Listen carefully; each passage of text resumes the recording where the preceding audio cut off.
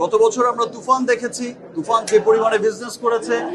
এবছর আমরা বরবাদ দেখছি, তার চাইতেও আরো ভালো বিজনেস করছে।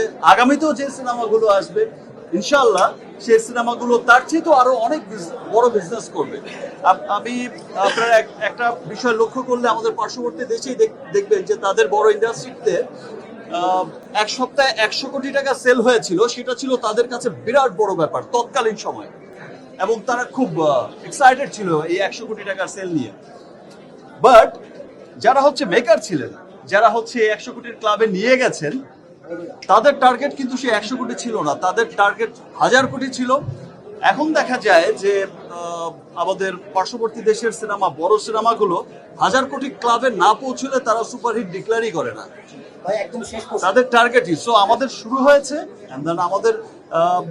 আমাদের দেশের মানুষ, আমাদের দেশের সর্বস্তরের মানুষ, এবার আমি আমার দেশের সর্বস্তরের মানুষকে ধন্যবাদ জানাবো আবারও, বিকজ এবার আমি যখন শুটিং করছিলাম, আমি যখন শুটিং করছিলাম এই কিছুদিন আগে, এই কয়েকদিন আগে আমাকে কিছু মানুষ এসে যখন বললো, তারা সিনেমার কোর মানুষ, তারা যখন এসে বললো যে দিস ইজ দ্য ফিল্ম যেটা গুলশান থেকে গুলিস্তান সবাই দেখছে। প্রথম কথাটা বুঝিনি, গুলশান আর গুলিস্তান কোথায়? দুই জায়গায় তো সিনেমা হল নেই, গুলশানও সিনেমা হল নেই, গুলিস্তানও সিনেমা হল নেই। ভাই ব্যাপারটা ওই রকম না, মানে গুলশান টু গুলিস্তান মানে সব শ্রেণীর মানুষ। সেটা যেমন আপার ক্লাস যেটা বলছে তারা, গুলশান মিন্স আপার ক্লাস বোঝাতে চেয়েছে, আর গুলিস্তান মিন্স একটু সাধারণ মানুষকে বোঝাতে চেয়েছে, আমাদের মতো নর্মাল পিপলকে।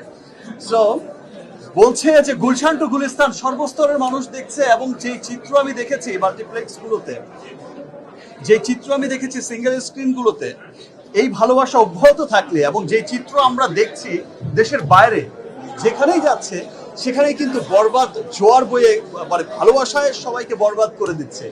এই ভালোবাসা অব্যাহত থাকলে দেশ বিদেশের বাঙালিদের মধ্যে, বাংলাদেশিদের মধ্যে ইনশাল্লাহ আমরা এই 100 কোটির ক্লাব কোনো একদিন আমরা বলবো যে ভাই 1000 কোটিতে তো পৌঁছে গেছে ইনশাল্লাহ। তো আশা তো করি যে ছাড়িয়ে যাবে।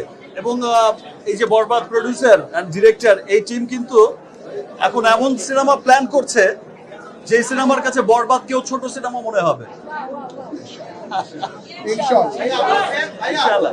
আমি কত নাম্বার নায়ক আমি সেই বিচার কখনো করিনি আমার জীবনের শুরু থেকে আজ পর্যন্ত। আমি কখনো নাম্বার নিয়ে চিন্তিত না। চাই যারা আমাকে ভালোবাসে, মন থেকে ভালোবাসে, যারা আমার সব সময় আমার সুখে দুঃখে আমার পাশে সব সময় থাকে। ভালোবেসে একটা শ্রেণীকে তো মানুষ সাকিবিয়ান বলে ডাকে। I love Shakibians. Thank you. I love you too. I love you too. I love you.